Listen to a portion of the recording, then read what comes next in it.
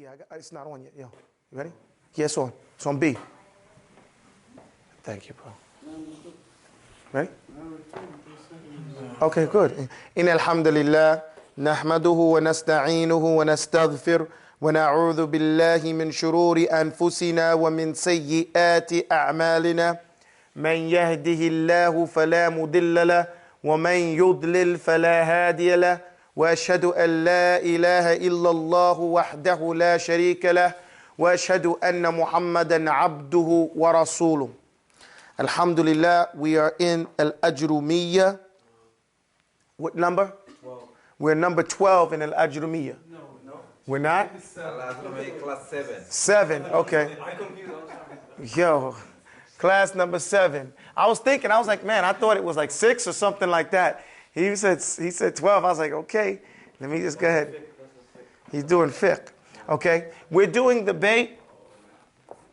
Al-i'rabu. Al-i'rabu.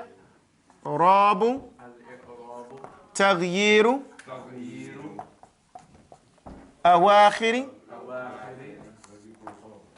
Kalimi. Taqdeeran. تقديرا أو لفظا فذا الهد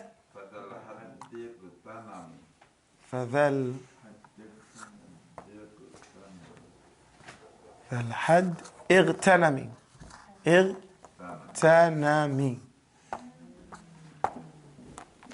We're in a chapter called Al-I'rab.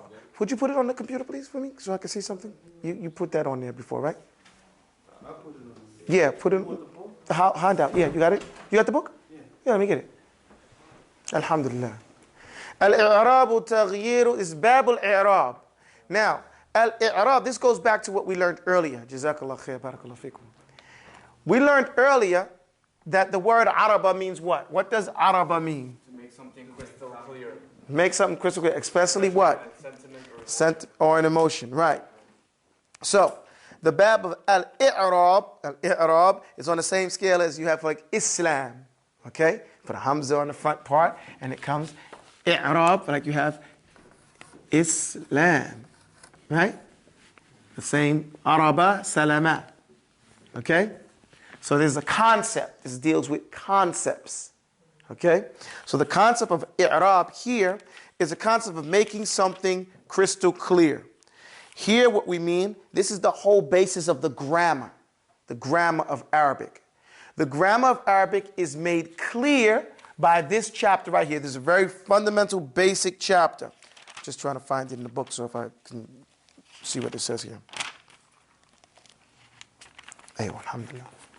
So, in the chapter of I'rab, it's the changes. The Bait tells us, it says, Al-I'rab, the concept, I'rab, what is it? It's the taghyir, it's the changes that take place at the end of the word. Taqdeeran, let me get this out the way. Taqdeeran, meaning not literally. Taqdeeran means figuratively. Okay? Implied. It's implied. Taqdeeran, aw lafdan, literally. Okay? Fadhal had, so this definition, Igtanam. Igtanami means take advantage of that. And we learned this word when we were learning hadith. What did the Messenger of Allah said? Igtanam khamsan qabla khams. Take advantage of 5 before 5. Mentioning your life, your youth, your wealth, and your health, and in these types of things before your death, your old age, your poor poverty, and the like, and your sickness. So, take advantage of this definition. What does it mean? It means that, like I said, this is the basis for grammar. The changes, so you have to follow very carefully. The changes that take place at the ends of the words. What do we mean here? Zayd. Say this word. Zayd. Zaydun. Zaydin. Zaydan. Where did the changes take place? at the end of the word. At the last letter. The letter, and we have to go back to simple basic Arabic, fa'ala. You have the fa, which is the first radical, the ain, which is the second root, the lam is the third root, okay? These are constants. Vowels would be fa'ala or fa'ula or fa'ila. These are vowel sounds, right? This letter, these are the constant sound, okay? The letter. So the changes that take place occur where? At the last letter, constant letter in the Arabic word. And the changes happen, there's different types of i'rab. There are different types of i'rab. The basic is what we're going to deal with today. We start off very fundamental. The basics of i'rab, and I can't just follow the poem to make you understand, so I'm going to bring some things in and then the poem's going to elucidate on them later. The basics of i'rab is what we call raf'un, which would be a dhamma, nasbun, which would be a fatha, khafdun, which would be a kasra, and jazmun, which would be a sukoon. These four, 1, 2, 3, 4. These four make up the changes, the basic changes that you will find at the end of the word. Okay? Anything else that comes as a change comes as a deputy to one of these four things. Does that make sense? If I miss something, mention it. Whatever comes besides these four comes as a deputy. What does it mean to be a deputy? It is secondary. It's coming in place of these. Okay? The sheriff or the sharif, he's the one that's in charge. When he's not there, he sends his deputy sheriff. And we just call it deputy for short. Okay? And so he has the same authority as the sheriff. Okay? But he's not the sheriff. He's stealing from the authority or borrowing the authority of the sheriff. Likewise, these are the signs that you must know for i'rab. And anything else, again, I'm beating this in your head, is coming as a deputy to these sheriffs. Okay? And out of these sheriffs, the imam, the two imams are Dhamma and Fatha. What did I say? These are the imams. Imamani. These are the two imams, Dhamma and Fatha. They go wherever they want. They have unrestricted authority. What do I mean by that? I mean when I say they go anywhere they want, that you'll see them in every type of word. I'rab now, we're going to have to deal with different types of words, and the i'rab on those words are going to be different. However, these two imams, they go with every type of word. That means, because a definition includes and excludes. This is a terminology point that you all should learn for usul al-fiqh. Everything we're doing here is to get you to the classes that I want to do, which is usul al-fiqh. Okay? And then I have to get to usul al-fiqh so that we can deal with tafsir at greater detail. Okay? So, as a terminology, as we learn terminology and definitions, every time you hear a definition, it should include things and exclude things. So by definition, by my statement that Dhamma and Fatha are the two imams and they go anywhere they want, meaning they enter on every type of letter, that excludes the Kasra and the Jazm, the Sukoon, from being on every type of letter.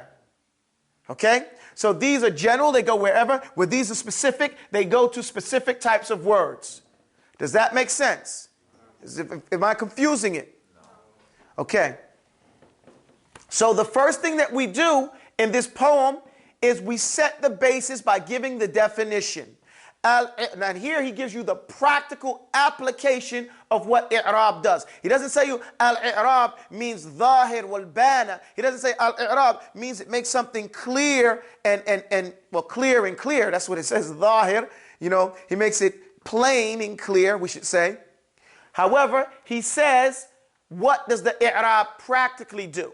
So he says, al-i'rab is the taghyir. Taghyir is from the word ghayr. It's the changes that take place at the ends. Awakhir is the plural of akhir. Everybody say akhir. Awakhir. Awakhir is the ends, okay, of the word, okay? The ends of words, that's what happens. It changes. What does it change from?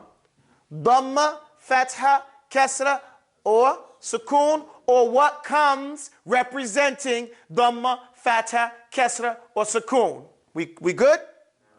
And the two imams, dhamma and fatha, what do? They go anywhere. They go anywhere, meaning they go through every word. Now this change that happens at the end of this word is either implied. Stop. What do you mean implied?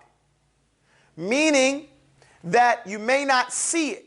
You may not see the dhamma. You may not see the fatha. You may not see the kasra, or you may not see the sukoon. What do you mean? It's implied. For example, let's take a woman's name. Woman's name that we know. Asma. Say Asma. Asma. And some people write it Asma'a. Some people write it just Asma. Okay? Let's say Asma. You would say, I saw Asma. Right? So now she is the object of the verb, my action of I saw her. Right? And that has a ruling amongst these signs. I saw Asma. Then I passed by Asma. Marartu bih Asma. And that has a ruling on these right here. And then here comes Asma. And that has a ruling on this. Now let's go back again. If I say I saw Asma, right? Then figuratively, or what do we say? What I say to use words for taqdiran? Implied. What is implied here is I saw Asma with a dhamma. I saw Asma with a fatha. She's the object, and the object needs a fatha. Whenever it's the object, it has to be a fatha. You understand that? So I'll put that. But when I pass by maratu bi Asma, whenever it has the bi, it makes a kasra. So the kasra should be there, right? But can I put a kasra on Asma? No, because women names never take kasra. Didn't we learn that? When we took the hadith, an Aishata, we didn't say an Aishati, because women names don't take tanween, which is dhammatain or kasratain or fathatain. That's the rule. And they don't take kasra. So it's implied. It's not literal. You understand? As opposed, it said taqdiran or lafdan. Lafdan is what? What is it? Literal. Literal. So let's take another one. Zaydun. Say Zayd. Now let's try the same thing. I saw Zaydan. Okay? I passed by Zaydin. Here comes Zaydun. Do you understand that? Can I do that with Asma? No. But does the ruling still apply for Asma? Yes. You understand? The ruling applies, but it's taqdiran. It's implied because we cannot put it on her name. Because her name has special rules. You understand how that goes, guys? So that's, yes? How would you identify it? That is what the game is from now on. How to identify what the ruling is on the words. The way you identify it is through the other words around it, the placement, and the laws that I'm going to teach you right now. After we get through identification. First, before we can get into the laws, we have to start having these prerequisites of tools. You already know what a word is. You already know how to identify the three types of words. Then as we start going through this, I'm going to tell you what this word means when it's in this position and how it affects the other ones. Okay? And as it affects that, then you know what the ruling is and how it changes through those effects, because you start to learn these 4 things right here. Everything has its place. Right now, we have to just learn what i'rab is so that we can start applying it next. This might be a silly question. Raise your voice. This might be a silly question. No, never say that. The Don't say that, though. Okay. The kasra, the 4 rules over there, the 4 symbols. The 4 sheriffs, deputies. The 4 sheriffs, No, I'm sorry, they're deputies. deputies. Do they represent past, present, future? No, they don't represent past. These 4 deputies here, they do not represent past, present, future, anything. No. Okay. Because you said if you come, No. if you said, No, they don't represent. These are signs of i'rab. These are signs of i'rab. And i'rab is the grammatical changes that happen. And they happen well, let me go through the poem and I'll explain it to you. Could you erase this word so far?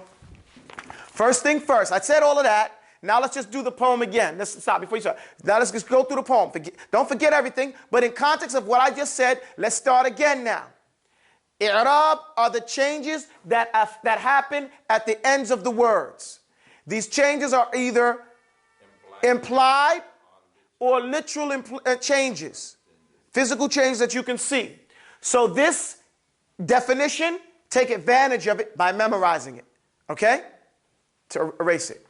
Now we'll go further. The next, I wasn't even on the right page.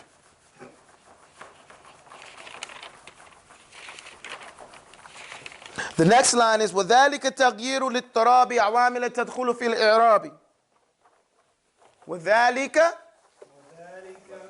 I'm going to erase the board again once he finishes. وَذَلِكَ التَّغْيِيرُ لِلتَّرَابِ عَوَامِلَ تَدْخُلُ فِي الْإِعْرَابِ. That change happens because something happened. Some action is happening. That's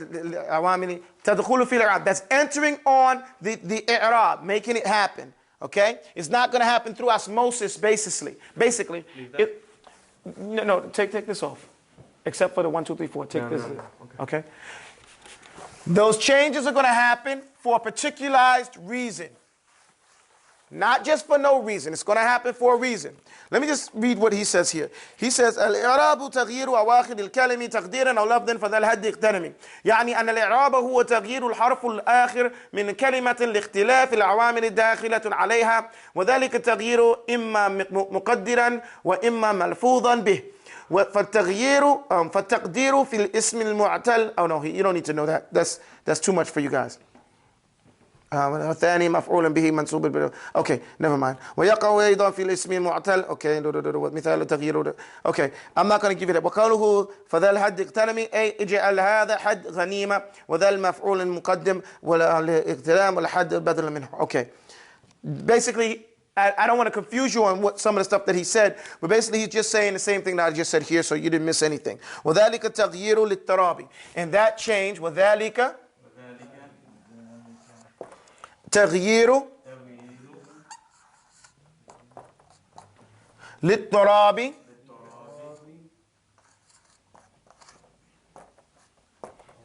عوامل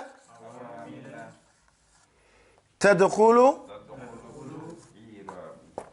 في الإعراب. Even though the text says lil i'rabi, when I studied this text with Sheikh Muhammad Salim Ad-Dud, he made me take a line when I was doing it. I remember because I was confused about what he wanted me to do, and I wiped out the whole word. And he had actually just wanted me to take out the lam and put fi for fil i'rabi. Okay?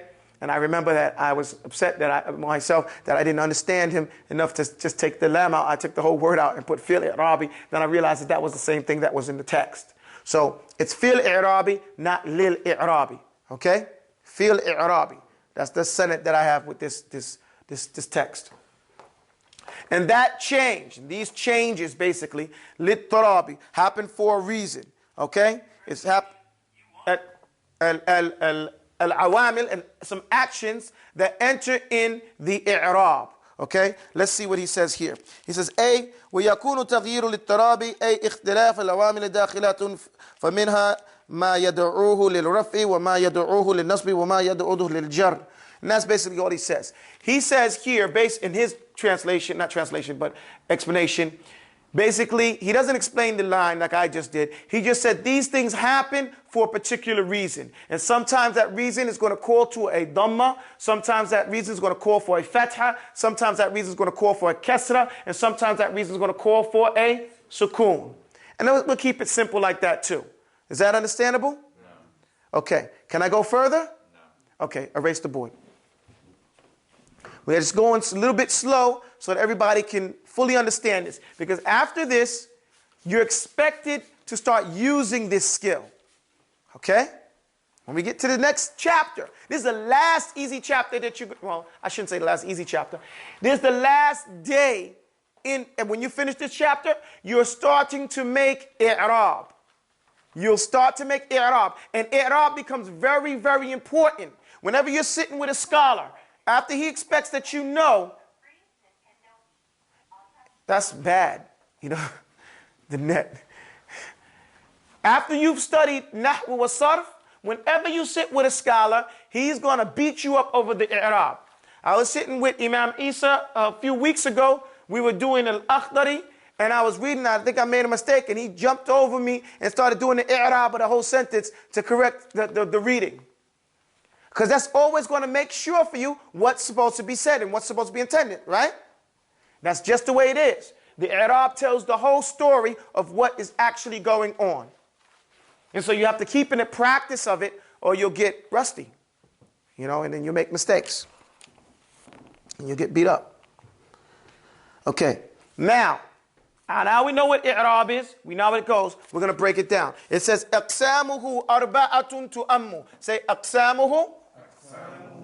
What does that mean? It's parts. أَقْسَامُهُ. So i'rab is broken down into parts. I already explained it to you generally. أَقْسَامُهُ أَرْبَعَةٌ. Arba'atun. What does that mean? Tu'ammu. The two imams, when you say tu'ammu, the mother of the two, or the two imams, the ones you put in front, right? Or the mother of them all, meaning they're going to be everywhere, right? Raf'un. Say raf'un. Wa nasbun. Let me stop here for a second. Understand this. Understand this. Understand this. Dhamma from now on is going to be called raf'un. What are we going to call it? Raf'un. Raf'un. Raf'un. Raf'un. From now on, we're going to call dhamma, or what comes in place of dhamma, raf'un. Now you might hear me call it marfu'un. But marfu'un, anything that sounds like raf'un, marfu'un, that means raf'un. Okay? You guys got me? From now on, fatha is going to be called nasbun. What do we call it? Nasbun. Sad is pronounced by taking your tongue, putting it flat in your mouth. It doesn't come off the lips, so you make a smile with your teeth and say us. Keep it flat. Us. Nasbun. You see that? Nasbun. Okay, so that is what we're talking. Now, raf'un means to be raised up. Bal rafa'ahu ilay. He raised him up, referring to Isa ibn Maryam, right? He raised up. So raf'un is to be raised up. It represents the dhamma. Here we mean by dhamma. Nasbun is to be straight. Like when you're in your salah, you put your right leg, nasabahu. He put it straight. After putting his bottom of his toes, straight up and down. Okay? When we put up a khayma, we say nasaba al-khayma. We make the khayma straight. Okay? So nasbun is straight. But here we're representing what? A fatha, or what comes in its place. What is nasbun? What comes in its place. Nasbun is a fatha, or what comes in its place. What is nasbun? Nasbun is a fatha, or what comes in its place. What is raf'un? Raf'un is dhamma, or what comes in its place. Dhammatun, or what comes in its place. And they are the imams, right? Aqsamuhu. Who here refers back to i'rab? It goes back to what? So Aqsamu i'rab. And why does it say who instead of saying aqsamu i'rab? Because the Arabs love what? Abbreviation. So we see it played out. So we put ha al-kinaya. The ha refers back to al-i'rab. So the types of i'rab are how many? Four. There are four types of i'rab, right? The mother of the two, or the two imams, are going to be raf'un, and they are dhamma, and what comes in his place, or then it goes on and say thumma. Thumma is what we learned. Thumma litarahi. Thumma means that there's some infasal, there's some break in there. If I said Ja'a Imamu Isa thumma Abu Tawbah, does that mean I said Imam Isa came, then Abu Tawbah? What does that mean? Who came first? I'm Imam Isa? Imam Isa came first, and then means there was some time. There's a break. Right? Then Abu Tawbah. But if I said Imam Isa came and Abu Tawbah, you can't tell. They might have come together, they might have came afterwards. The and is more general. Doesn't specify. So the entrance of the thumma, more letters, more what? More letters, more? More letters, more? So thumma defines for us that there's a break. The mother of these two is raf'un wa nasbun. Thumma. What do we say? Thumma khaftun jazmun. Thumma khaftun jazmun. And we have here khaftun. This is called, from now on, the kasra is going to be called what? Khaftun. And this is the sukoon is going to be called jazmun. Okay, now I have historical point for you. Sidebar. I know one of the guys was right and said he don't like my sidebars. Hey, I don't like you saying you don't like my sidebars. All right? Historical point. Okay? Kasra is called khaft by the people in Kufa. It's called jar by the people in Basra. Who cares? What are you talking about? Khaft. All of our grammar comes from Iraq. Another reason why they want to bomb Iraq, you know, because the Arabic language is very rich. Our Arabic tradition with grammar comes out of Iraq. All of it. Sah? All of it comes from Iraq. That is one of the important things of Iraq. And it comes from two cities, Basra and Kufa. Okay? The scholars of Arabic were the greatest and are the greatest in those two places. Okay? So much so that we break the whole language down into the opinions of the Basriyin and the opinions of the Kufiyin. Okay? Just like we have the four imams, Imam Abu Hanifa to Imam Abu Hanbali. So we have Basra and Kufa. They use different terminologies sometimes. The people in Basra use the term jar, which means to drag. So sometimes you'll see kasra, or what comes in place of a kasra, being called jar or majroor, means to drag. Okay?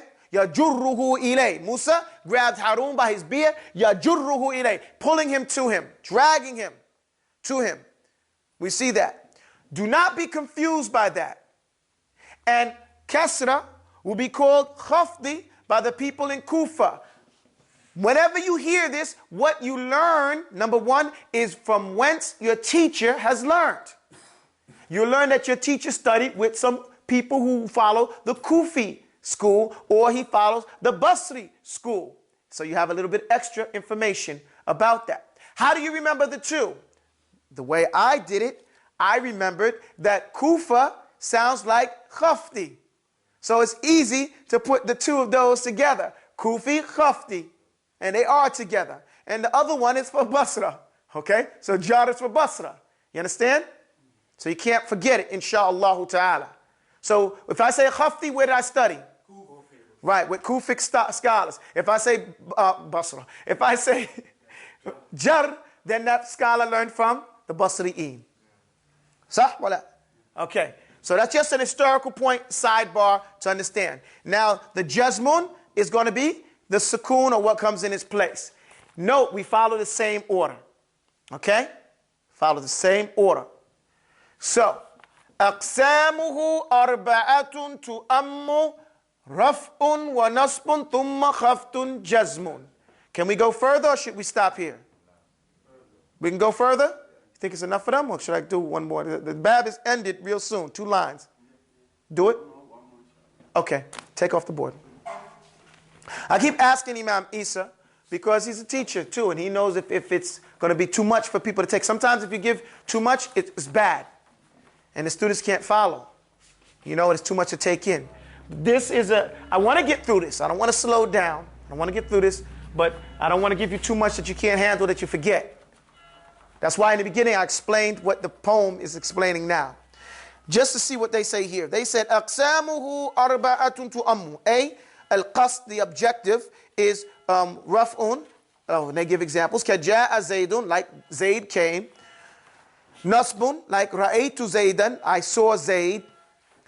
And thumma khaftun jazmun, and they give 2 examples. Marartu bi Zayd, I passed by Zaydin. And lam yaqum, no one stood. Fala walani duna raybin waqa'a. Okay, I'll do this right here. The next line, it goes, fala walani duna raybin waqa'a. Listen to the line. It says, fal awwalani. فالأولان Let me see how I spell this. فالأولان دون ريب وقع. Okay, now we're going to get into the reason why these two. What it says, so the first 2, فالأولان, this means so the first 2. Okay? The alif here means 2. The noon means it's in the active. They are the actor. So the first 2. What does the first 2 mean? It means raf'un and nasbun. Remember he said tu'ammu, raf'un wa nasbun. So he say here, so the first 2, duna, without raybin, any doubt. And rayb is different from shak. Okay? ذَلِكَ الْكِتَابُ لَا رَيْبَ فِيهِ. A lot of people say, oh, that is the book that there is no doubt about it. Here we need to understand, shak and rayb do not mean the same thing. Shak is when you doubt something, you're unsure about something factually. Okay? Rayb is when you have anxiety because you think that there's some dishonesty tied to that. You know, it's more than just the facts. You understand? There's some ittirab, it's tied to your heart with that idea. So here, when he says doing a rayb, he implies you don't have to worry about it. Okay? You don't got to worry. There's no anxiety here. Waqa'a, happening. Well, al-waqi'a is something that happens, right? An inevitable event. So in the first 2, you got no anxiety, got nothing to worry about it, any anxiety or anything happening with those 2, right? Because like I said, they got full, unrestricted ability to go wherever they want with every type of letter. You mesh? Everybody follow me? Yeah. So it says, فَالْأَوَّلَانِ, give me the other pen. Go in my bag and get the other pen, please. فَالْأَوَّلَانِ دُونَ رَيْبٍ وَقَعَ, where? فِي الْإِسْمِ, say فِي الْإِسْمِ وَالْفِعْلِ الْمُضَارِعِ مَعًا. It's actually ma'an. We stop at ma'a. Yeah, thank you. Sorry? Yeah, I'm good though. I'm good. I got 2. It's good. Pay attention to this. What type of words? How many types of words are there? Go back to your last lesson. How many types of words are there? There are 3 types of words, right? What are they? Wa harfun. Ismun, wa fi'lun, wa harfun. We don't got to worry about the harf. We spent the whole lessons on harf, right? Just dealing with the harf. It's jamid. It's mabniyun, right? Min, ila, wa an, wa fi, wa ruba. Whatever's for the harf, whatever's for the ismun and fi'lun, nothing will help that with a harf, right? So the only ones that we have to worry about i'rab on are ismuns and fi'lun. That's the only 2. So the unrestricted exposure that they have is to ismuns and fi'lun, right? So he says, for the first 2, there's no anxiety, nothing to worry about, any anxiety happening. Fil ismi wal fi'lil mudari'in ma'an. Ma'an means together. Okay? Or in either one of them. Why? What this means is that there is a raf'un and nasbun to be found at the ends of the words of ismun or the asma, and at the ends of the fi'lul mudari. Wa khassa fi'lul mudari. He specified the fi'lul mudari bima qulna lakum min qablu. From what we told y'all before, that the fi'lul mudari is like what? Like the ismun. Remember that? We said the word mudari'u means what? Mithlu, which means what in English? Similar to the ismun. Why does it mean similar to? Because the asl, the fundamental with the fi'lun is that it is mabni. It's constructed. It's not mu'rab. Its ends don't change. A past tense fi'lun is fatha, abadan, always at the end. Ja'a, sami'a, ra'a, jalasa, masha. The ends of the fi'lun, madi, is always going to be with a fatha. And an order is built on a sukoon. Ijlis, uskut, kum. That's how it is. So, the only one we have to worry about for the i'rab is the ismun and the fi'lul mudari. Because the fi'lul mudari is the fi'lun that's like the ismun, in that its ends change. The fi'lul madi, its ends do not change. The fi'lul amr, its ends do not change. They are constructed in one form. Fi'lul madi is built and constructed with its ends having a fatha at the end. All the time. A fi'lul amri, an action word that is in order, is built with a sukoon at the end all the time. This is Arabic. There's nothing you have to look up and find out and think about. This is the law for that. All of them are like that. Okay? Now the fi'lul mudari, its ends change. That's why we call it mudari'. Because it's, and I know I'm being redundant. I'm doing this for your benefit. It's called mudari'u because it's like the ismun. Okay. So, you don't have to worry about the first two because you will always find a fatha and a dhamma, or a dhamma and a fatha at the ends of the ismun and at the ends of the fi'lul mudari'in ma'an, together. Okay? You guys with me? Erase the board. Short chapter, right? One more line and we're done this chapter and we get to start using this stuff. One more line. We got 15 minutes and it's only going to take 5 minutes to do what I got to do, inshallah. We got 15 minutes? Okay. Come on, brother. See what happens, Abdul Latif, when you don't come to class? And I got to worry about if he's going to break that.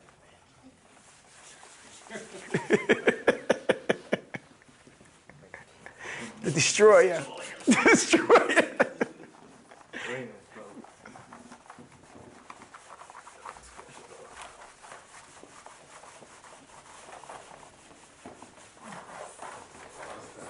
Hey, you know, I was thinking, I said bagels. I should have said pizza too.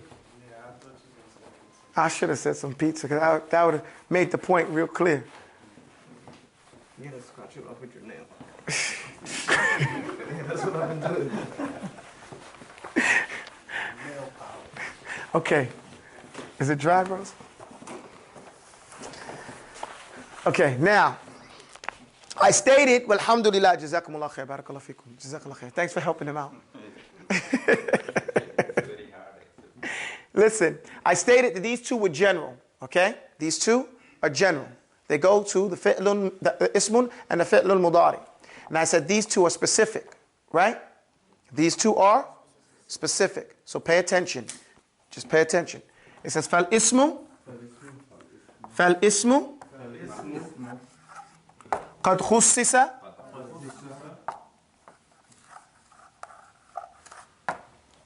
bil khafdi. Where did I study? What school did I study with? Kufi, okay? Kama, let me stop right here and say this. First thing we deal with was the khafti, right? Following complete order. Zainab, انتبهي وقومي على أقدامك لو سمحتي.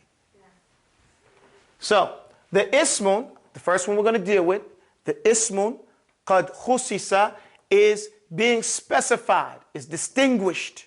Okay? Is the distinguishing thing about the ismun is that it has khafti. You will see a khafti. What is khafti? What is khafti?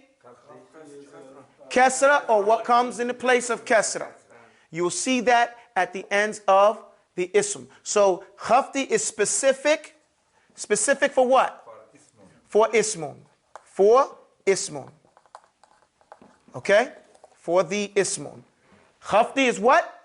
Specific for the ismun. All right? So we got that. فَالْإِسْمُ قَدْ خُصِّصَ بِالْخَفْتِ كَمَا. Kama means just like. Just like. Okay, you understand? قَدْ خُصِّصَ. قَدْ خُصِّصَ. خُصِّصَ. الفعل بجزم فعلم. فعلم. So know these two things. The alif is mutlaq, but so then know that. So it says, just like qad. What does qad mean? Already. Qad corresponds directly with already in it. So you guys know this stuff already, right? Just got to keep redundancy. You got to keep doing it over and over and over again. You know better how to translate this better than Zainab. After qad, she would say, yani, she's not coming with Arabic. But you guys say qad, it corresponds directly with the English word what? Already. Just like it's already khusisa, specified, the fi'lun has already been specified and distinguished with what? Jazmi. So the jazmi, so then know that. Fa'alama. So then know that. Know that. Note it. Make it part of your thinking system. Because you will need to know this when you start to go and make i'rab, which we will start doing. Next lesson, we will start making i'rab because you have all the tools now. Jazm or jazmi or majzoom, all these terms mean the same thing, is specific for what? For what? For the fi'lin. For the fi'lun, right? Okay, you wouldn't say, you could say the fi'lun in English, you can't say al-fi'lun in Arabic, but in English, you can get away with it. Okay? That is the complete lesson in al-i'rab. Very simple. Very simple, right? It boils down to what we started off with. Just as a brief review. Dhamma, first, i'rab are the changes that happen where? At the ends of the word. At the ends of the word. Okay? And we call it i'rab because it makes the sentence clear.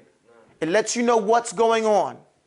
It is the focus of all the grammar. Why? Because the i'rab are the changes that happen for specific reasons. As we learn further from henceforward, we will understand what these reasons are. These reasons are because this thing is the actor, or this is the one being acted upon, or is being affected by some other grammar rule. And that's what we have to learn, how to put those into practice. But first we need to know what the tools are. So now we know what i'rab is. We know the signs of i'rab, the main signs, the sheriffs, right? And everything that comes after them is what? The deputies. I might have said that wrong a couple times in the class, but these are the main ones, right? The dhamma, the fatha, the kasra, and the sukoon. And out of these four, the main heavy hitters, the two imams, are the dhamma and the fatha. Why? Because the dhamma and the fatha enter upon all the types of letters, words. What are the types of words that we deal with in i'rab? First, we have to go back and find out how many types of words are there in the Arabic language. How many types are there? There are 3 types. Ismun, fi'lun, harf. Oh, we already dealt with the harf. We know that the harf is mabni. It's constructed in a certain form. Its ends never change. They say the same way, right? So we only have to deal with the ismun and the fi'lun. According to the fi'lun, some of the fi'lun are constructed just like the harf. They don't change. So like the fatha on the end of a fi'lun madi, a past tense verb, or the sukoon on the end of a fi'lun amri, an order, right? So the only one we have to worry about is the fi'lul mudari. And it's called mudari. Why? Because it's like the ismun, in that the ismun's ends change. Okay? These changes can be literal or they can be implied. Okay? So, having that done, we understand that these have names. We don't call it dhamma. We call that raf'un. And dhamma is a sign of raf'un. So raf'un is a state of being for a word. A grammatical state. Understand that? These are grammatical states. This is a shadda on the memes, 2 memes. Grammatical state. It's called raf'un, nasbun, khaftun, or jazmun, according to my terminology. Okay? These are states. The main signs are the ones we have here. So you will hear me say, Ja'a Zaydun. Ja'a is a fi'lul madi. Fi'lul madi is what? Mabniyun, constructed on a what? What is a fi'lul madi constructed on? A fatha. So we said Ja'a. Let me put it here then. Watch, guys. Ja'a. So now we have a fatha at the end, and you know this is a fi'lul madi because the fi'lul madi is mabniyun, constructed on a fatha, like you already know. Then I said Ja'a Zaydun. Don't worry about my sloppy writing. I'm doing it because I'm in a rush. Zaydun. Zayd has a dhamma. So he is raf'un. Okay? And the sign of him being raf'un is that dhammatun, dhahiratun, clearly and openly at the end of the words. Just like if I said, oh, my knees, oof. Ja'at, getting too old, huh? Ja'at asma. Ja'at asma. What do I know? Let's break this word down. Ja'a is a fi'lun what? Madi, mabni on a fatha. The ta is what? What's that ta called? It's called the ta of ta'neeth as-sakina. Right? You learned that, right? And it is a sign that what? It's fine that this ja'a is feminine. So whoever did the action of ja'a, which means to come, is a female. Ala, don't we see? Asma'a is a feminine name and it has a fatha at the end. So asma is what? Raf'un, right?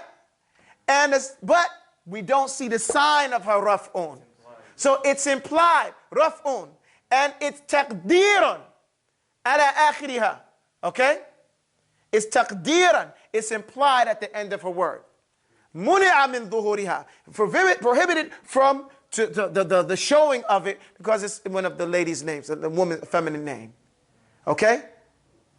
So, because it doesn't make sarf. Okay? Ismun la yansarif. A word that doesn't break down the way the male names break down. Women make problems all over the time, even names. Okay? So, make special situations for the ladies because they don't want their names to change.